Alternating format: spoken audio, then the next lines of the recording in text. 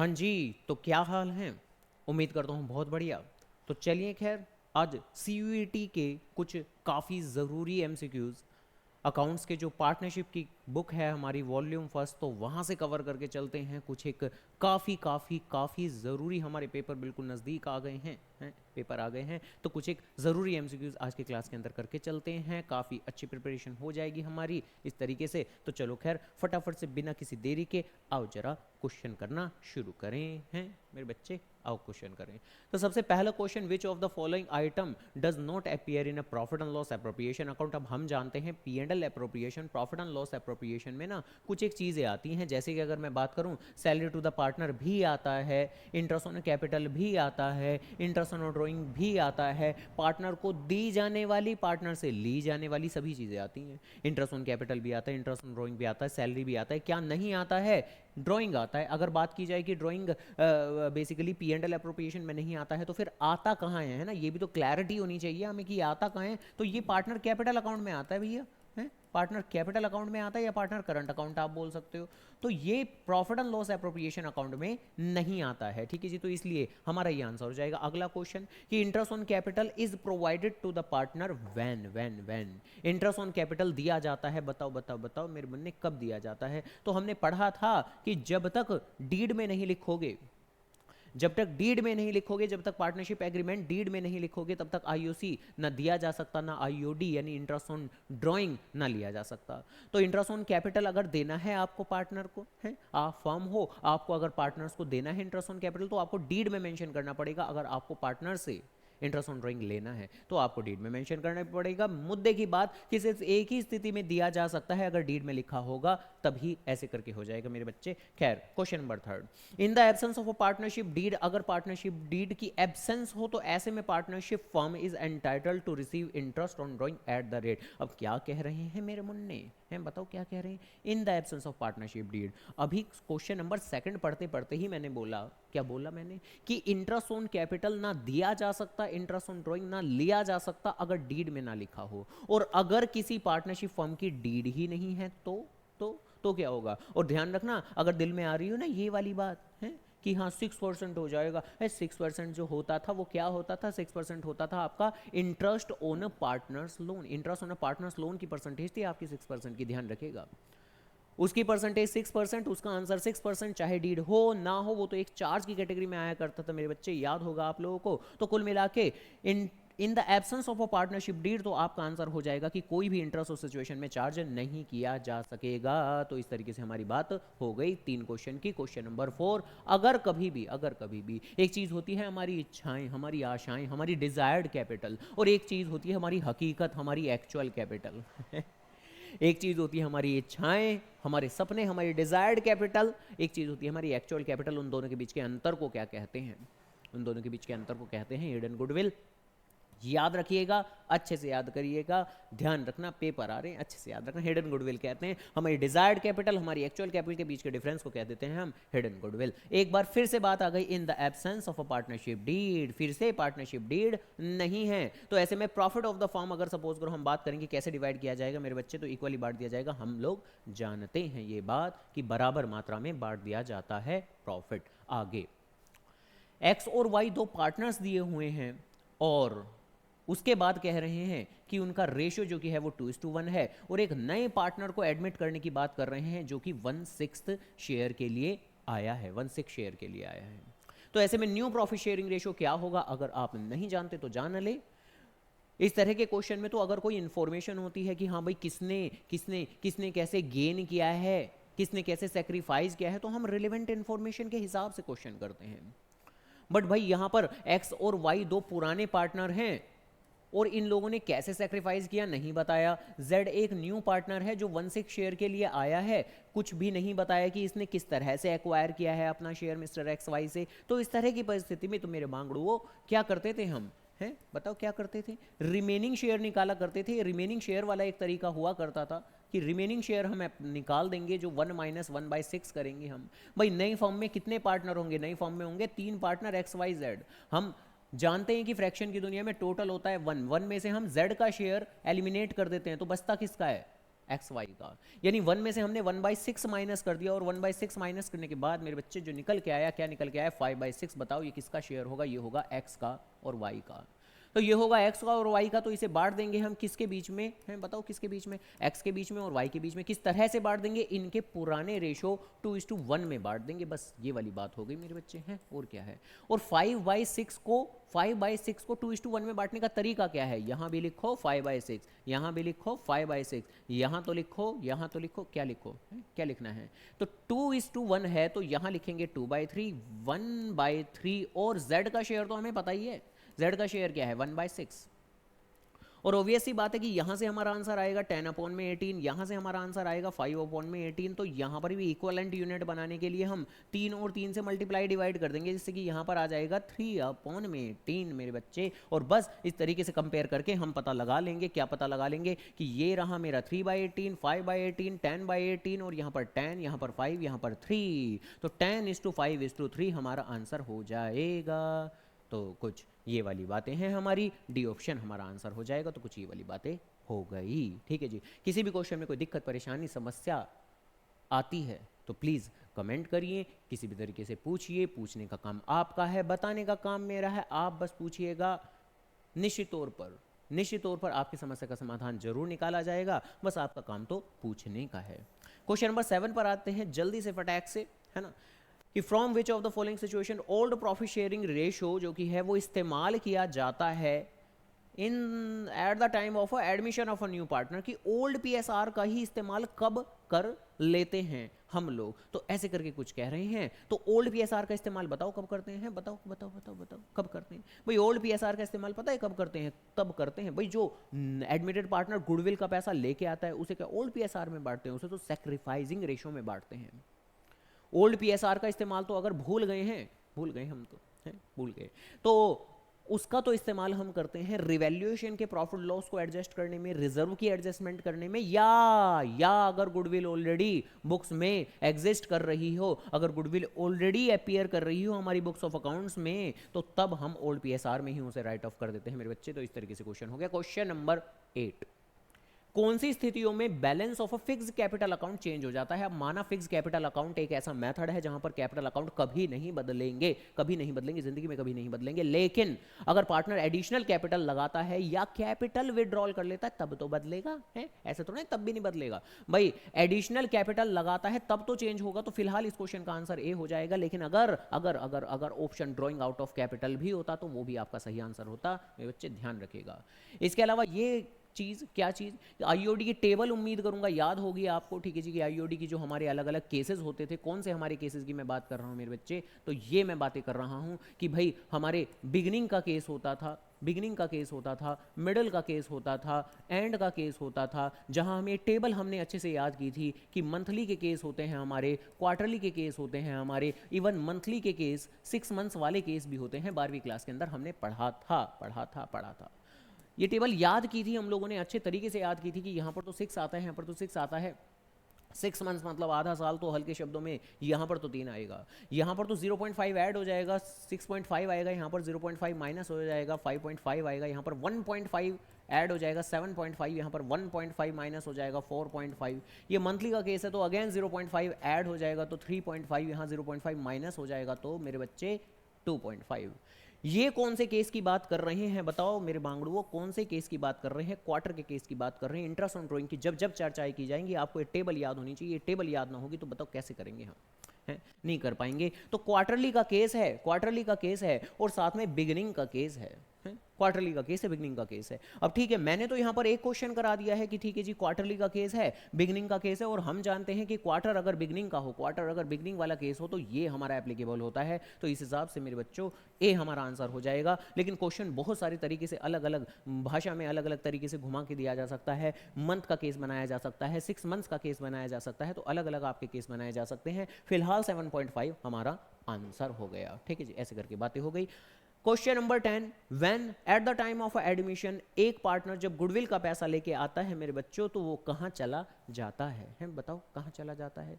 तो जब गुडविल के नाम का पैसा लेके आता है तो हम जानते हैं हमारी अकाउंटिंग में जब जब पैसा आता है तो कैश अकाउंट डेबिट ही होता है, और जो कारण है कि किस कारण का पैसा आ रहा है वो कारण आपका क्रेडिट हो जाता है। तो जब गुडविल के नाम का पैसा आता है तो हमें याद होगा, हमें अच्छे से याद होगा, बेहतर से याद होगा कि कैश अकाउंट डेबिट होता था, premium for goodwill account credit होता था। बी हमारा आंसर होगा मेरे बच्चे। तो इस तरीके से हमारी बात हो गई है, ठीक है जी। आगे बात करते हैं क्वेश्चन नंबर 11। एबीसी 3 पार्टनर हैं, एबीसी 3 पार्टनर हैं, 4:3:2 रेशो दिया हुआ है। डी को एडमिट किया, 3 पार्टनर थे, डी को एडमिट किया और सैक्रिफाइसिंग रेशो मांग रहे हैं। तो ये तो मक्खन मलाई क्वेश्चन है। ये क्या है? ये है मक्खन मलाई है, होता है ना, मक्खन मलाई दिखेगी और बस उठा के खा जाएंगी, तो ये वही है। पेपर में दुआ करेंगे हम, इस तरह के क्वेश्चन जरूर हैं। ये है मक्खन मलाई क्वेश्चन, है ना। तो ये मक्खन मलाई क्वेश्चन ढूंढेंगे हम तो क्वेश्चन में कि भाई अगर कहीं भी पुराने पार्टनर का शेयर दिया हुआ है कि हाँ भाई उनका क्या प्रॉफिट शेयरिंग रेशो है, और नए पार्टनर का सिर्फ एक शेयर दिया है कि उसका कितना शेयर है, और उसके बाद कोई भी इंफॉर्मेशन अगर ना दी जाए, किस बारे में वो इंफॉर्मेशन ना दी जाए कि भाई किस पार्टनर ने कितना गेन किया, किसने कैसे सेक्रीफाइस किया, तो उस स्थिति में उस सिचुएशन के अंदर आपका मेरे बच्चे जो भी ओल्ड प्रॉफिट शेयरिंग रेशो होता है वही आपका सेक्रीफाइसिंग रेशो बन जाता है। Old PSR is equal to sacrificing ratio हो जाता है। मक्खन मलाई सा क्वेश्चन है, कोई भी कैलकुलेशन नहीं करनी, 4:3:2 ही मेरा आंसर हो जाता है। लेकिन कब होता है? Whenever no information is given. Question number 12। At the time of admission there is some unrecorded liability। अब ऑब्वियस सी बात है कि अनरिकॉर्डेड लाइबिलिटी है, तो अब आप उसे क्या करो? अब उसे रिकॉर्ड करोगे। भाई अनरिकॉर्डेड का तो क्या करोगे, हैं बताओ क्या करोगे? अनरिकॉर्डेड को रिकॉर्ड करेंगे हम फर्दर, और किसी भी लाइबिलिटी को जब रिकॉर्ड करते हैं तो लाइबिलिटी को तो क्रेडिट किया जाता है। और ऑब्वियस सी बात है कि हमारे एक नुकसान की बात है, तो देखो जर्नल एंट्री की बात करें तो revaluation account debit to liability होना चाहिए। कौन सा ऑप्शन होगा हमारा? अब ये तो कह रहे इट विल बी, अब उन्होंने पूरी जर्नल एंट्री नहीं मांगी, उन्होंने बेसिकली देखो हमने वो जर्नल एंट्री पता कर ली कि अनलिमिटेड लायबिलिटी रिकॉर्ड करेंगे तो क्रेडिट होगी, नुकसान है तो रिवैल्यूएशन अकाउंट डेबिट। तो भाई डेबिटेड टू रिवैल्यूएशन अकाउंट, ये भी सही बात है। क्रेडिटेड टू रिवैल्यूएशन, ये तो गलत बात है। Transfer to old partner capital, ये क्या कह रहे हैं? ट्रांसफर टू ओल्ड पार्टनर, ये क्या कहे? ये बस पहला ही ऑप्शन अपना सही हो गया, कोई दिक्कत की बात ही नहीं है। क्वेश्चन नंबर 13 स्टेटमेंट वाले क्वेश्चन है हमारे फेवरेट। अरे कहाँ फेवरेट, इन्हीं में तो दिक्कतें होती हैं हम लोगों को। खैर, तो ये पार्टनर है जो कि हकदार है। A partner is entitled to his own share of goodwill at the time of his retirement। अपने रिटायरमेंट के वक्त अपने बराबर का हिस्सा गुडविल के अंदर वो हकदार है कि वो पैसा ले सकता है। बट ये कह रहे हैं there is no need to compute the gaining ratio when continuing partner decide to share profit in the same ratio that existing partner than prior to retirement, ऐसे करके कुछ कह रहे हैं। तो ये क्या कह रहे हैं जरा मैं एग्जांपल के साथ भी बात कर लेता हूं। For example A B C 3 partner है, ए बी सी 3 पार्टनर है, 5:3:2 5:3:2 इनका रेशो है। अब ऐसे में अगर सपोज करो सी रिटायर हो जाता है, तो बताओ मेरे बच्चों क्या ऐसी सिचुएशन के अंदर हम गेनिंग रेशो की कुछ कैलकुलेशन करते थे? हैं बताओ जी बताओ, क्या हम गेनिंग रेशो की कुछ कैलकुलेशन करते थे? तो बिल्कुल भी नहीं करते थे। आमतौर पर तो हम कहते थे कि गेनिंग रेशो भी क्या होगा 5:3। और पता है हम क्यों कहते थे? क्योंकि इस सिचुएशन में हम एज्यूम करके चलते थे कि जो हमारा न्यू प्रॉफिट शेयरिंग रेशो होगा वो भी होगा 5:3। यानी अगर बचे हुए पार्टनर, अगर कंटिन्यूइंग पार्टनर ये एज्यूम करके चलते हैं कि हमारा न्यू प्रॉफिट शेयरिंग रेशो भी सेम ही होगा, अगर जो कंटिन्यूइंग पार्टनर हैं वो डिसाइड करते हैं कि हमारा रेशो जैसे पहले था वैसे ही रहेगा, सेम रेशो रहेगा, बिल्कुल ऐसा जैसे रिटायरमेंट से पहले था रिटायरमेंट के बाद भी ऐसा ही रहेगा, तो उस सिचुएशन में गेनिंग रेशो की कोई कैलकुलेशन करने की जरूरत नहीं रह जाती, काट के ऐसे ही पता लग जाता है है ना। तो ऐसे करके पता लग गया है हमारा, तो बिल्कुल सही है, दोनों बातें सही लिखी हुई हैं, क्या दिक्कत की बात है? ठीक है जी, ऐसे करके बातें हैं तो दोनों ही बातें सही लिखी हुई है मेरे बच्चे, हो गई बात खत्म। डिसोल्यूशन आ गया अपना प्यारा सा डिसोल्यूशन।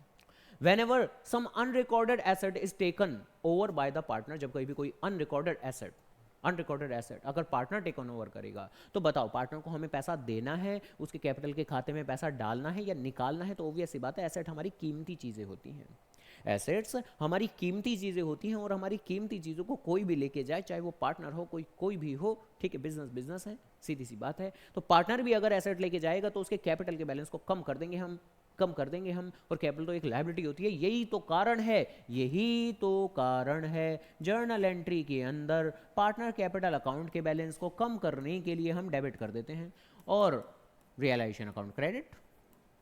तो जर्नल एंट्री की बात करें तो कुछ इस तरीके से हो जाती है हमारी कि हाँ भाई वो एसेट लेके जा रहा है taken over by the partner, तो हम उसके कैपिटल में से पैसा निकाल लेंगे, कैपिटल के बैलेंस को कम कर देंगे, capital is a liability, and when ever कोई भी लायबिलिटी कम होती है तो उसे डेबिट ही करते हैं मेरे बच्चे। तो इस तरीके से पार्टनर कैपिटल अकाउंट डेबिट और अपोजिट में लिख दिया रियलाइजेशन। तो बस अपनी क्या कौन सी जर्नल एंट्री हो जाएगी, सी नंबर की जर्नल एंट्री हो जाएगी। तो इस तरीके की बातें हो गई। अगला क्वेश्चन जहां कह रहे हैं कि कुछ सन्ड्री एसेट्स ऐसे हैं जिन्हें ट्रांसफर किया गया रियलाइजेशन अकाउंट के अंदर और 1,80,000 रुपए की इनकी वैल्यूएशन है। एसेट से जो रियलाइजेशन हुआ है वो सिर्फ 85% ही हुआ है। तो बताओ कितना अमाउंट क्रेडिट करोगे आप। अब बताओ इसमें नहीं है कोई खास बात, कुछ में तो होती है खास बात, इसमें कोई खास बात नहीं भाई। 80% रियलाइजेशन हुआ है तो बस आपको 85% ये ऐसे करके ही निकाल लेने हैं, जो बचपन वाले स्टाइल से ऐसे करके निकालते हैं हम। 1800 इंटू में 85 ऐसे करके जितना भी आ जाएगा वो कर जाएंगे हम। ठीक है जी, कितना आएगा ये हमारा 85 फिर 9 और कितना आएगा ये 18 2 36 164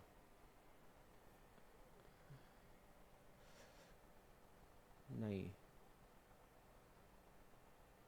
112। अरे कहाँ दिमाग के चले गए हैं। तो ये आ जाएगा अपना 1,85% of their book value amount should be credited करके ही बोल रहे हैं। ठीक है ठीक है ठीक है ठीक है ठीक है ठीक है ठीक है। तो खैर तो 18,864 8 144 तो ऐसे करके तो कोई ऑप्शन नहीं है। खैर इस क्वेश्चन के अंदर आई थिंक गलतियां हैं। तो इस क्वेश्चन का आंसर तो भैया 1,44,000 होगा। ठीक है जी, सीधा सीधा सा ऐसे करके ये इसलिए तो मैं सोच में पड़ रहा हूँ कि ऐसे करके क्या हो गया भाई। 1,80,000 का सीधा सीधा सा हमें 85% ही निकालना है। कोई भी टेक्निकल ग्लिच इस क्वेश्चन के अंदर नहीं है। अब ये एडिटर कहाँ गया, ये एडिटर किसने बनाया ये क्वेश्चन, उसके कान खींच लेंगे, उसके बाल खींच लेंगे हैं, क्वेश्चन गलत बनाते हैं बताओ। चलो खैर, तो क्वेश्चन में ही गलतियां हैं। ठीक है जी, तो 1,80,000 85% 1,44,000 इसका आंसर आएगा इस तरीके से।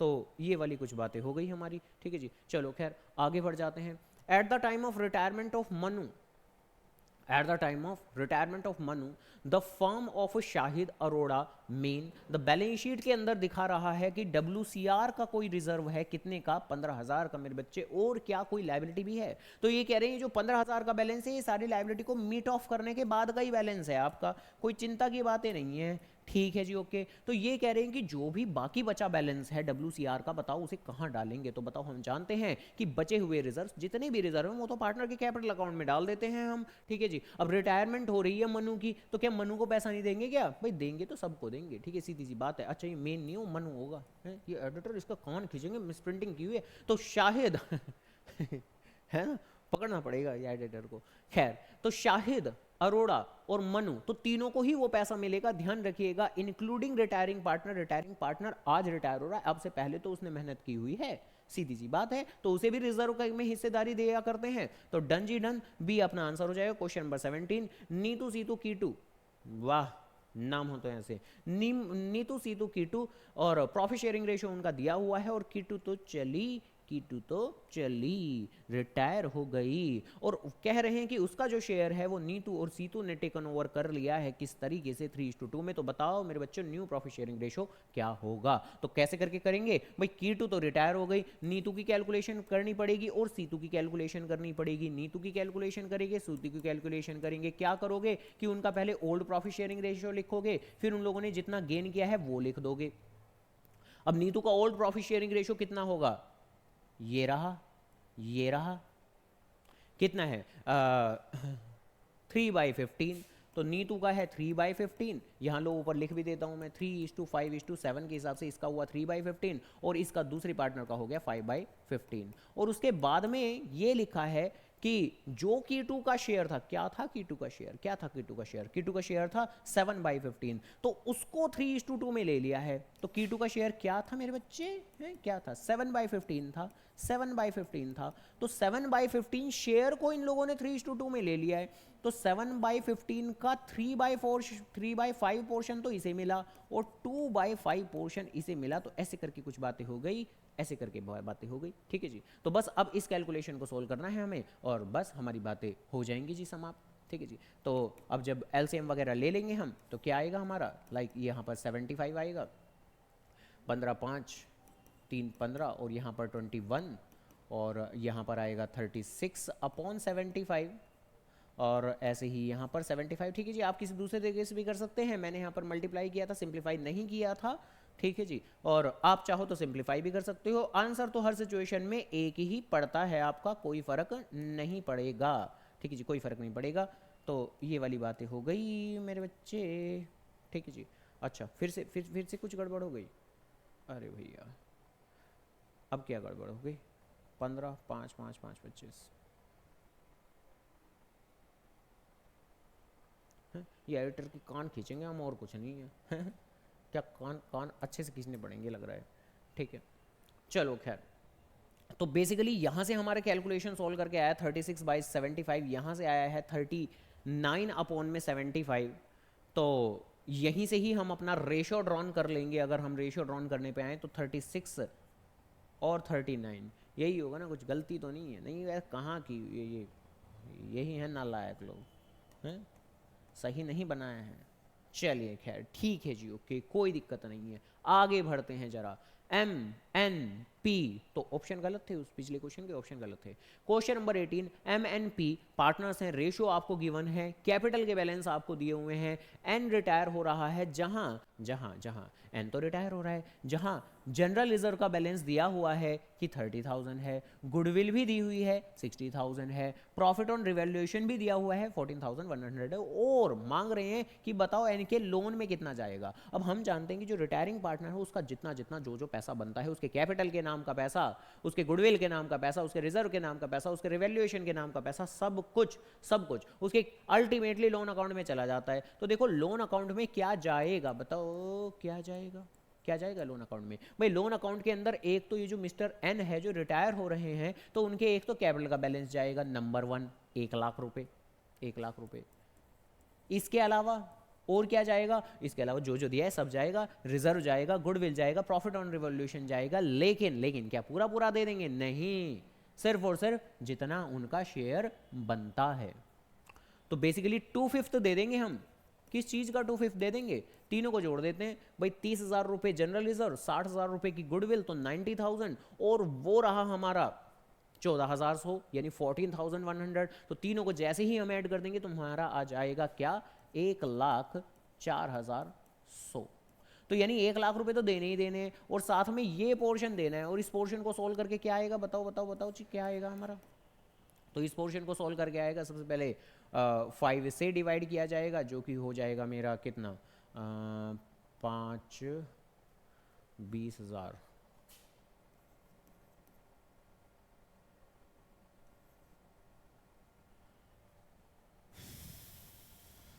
ऐसे करके, वो फिर 2 से मल्टीप्लाई होगी तो 40,000, और फिर 41,640, तो ऐसे करके हो जाएगा हमारा। तो यानी इस कैलकुलेशन को सोल्व करके, यानी जो जिसके ऊपर हमने शेयर लगाया था वहां से तो आया है ये 41,640, और यहाँ से हमारा ओरिजिनल कैपिटल का बैलेंस था 1 लाख, तो इन दोनों को ऐड करके हमारा आ जाएगा 1,41,640। तो ऐसे करके मेरी बात हो गई मेरे बच्चे। आगे calculate the value of goodwill, calculate the value of goodwill. जहां परचेज की गई है वो गुडविल कितने पे, 3 ईयर परचेज पर, ठीक है जी, ओके। हम जानते हैं इस तरह की सिचुएशन में हम क्या करते हैं, हम 3 से मल्टीप्लाई करते हैं। चलिए जी ठीक है जी, ओके, 3 से मल्टीप्लाई करते हैं, तो 3 से मल्टीप्लाई करनी है हमें। इसके अलावा कैपिटल एम्प्लॉयड और average profit, normal rate of return, अब यहां मेंशन नहीं है बट ठीक है, इतना सब कुछ डेटा दिया हुआ है, सुपर प्रॉफिट मेथड ही हमारा एप्लीकेबल होगा। जहां हम जानते हैं कि सुपर प्रॉफिट कैसे निकलता है, बताओ मेरे बच्चे, सुपर प्रॉफिट कैसे निकलता है। सुपर प्रॉफिट निकलता है average profit minus normal profit करके। जहां एवरेज प्रॉफिट सीधा दिया हुआ है आपको, 2,30,000 रुपए दिया हुआ है, 2,30,000 रुपए दिया हुआ है। और नॉर्मल प्रॉफिट कैसे निकलता है? तो नॉर्मल प्रॉफिट निकलता है आपके कैपिटल एम्प्लॉयड, ये रहा मेरा कैपिटल एम्प्लॉयड, और कैपिटल एम्प्लॉयड के ऊपर ये परसेंटेज अप्लाई कर देते हैं हम। तो कर दो जी, ये 22,50,000 के ऊपर जैसे ही 10% हम अप्लाई करेंगे तो हमारा बन जाएगा ये मेरा कितना, 2,25,000 रुपये, 2,25,000 रुपये। तो डन, दोनों के डिफरेंस से हमें पता लग गया है कितना, 5,000 रुपये का हमारा सुपर प्रॉफिट आ रहा है। तो 5,000 को 3 से मल्टीप्लाई करना है, तो 5,000 को 3 से मल्टीप्लाई करके 15,000 हमारा आंसर आ गया मेरे बच्चे, हो गई बात खत्म। आखिरी क्वेश्चन आज के समारोह का, है ना, आज की क्लास का सबसे आखिरी क्वेश्चन।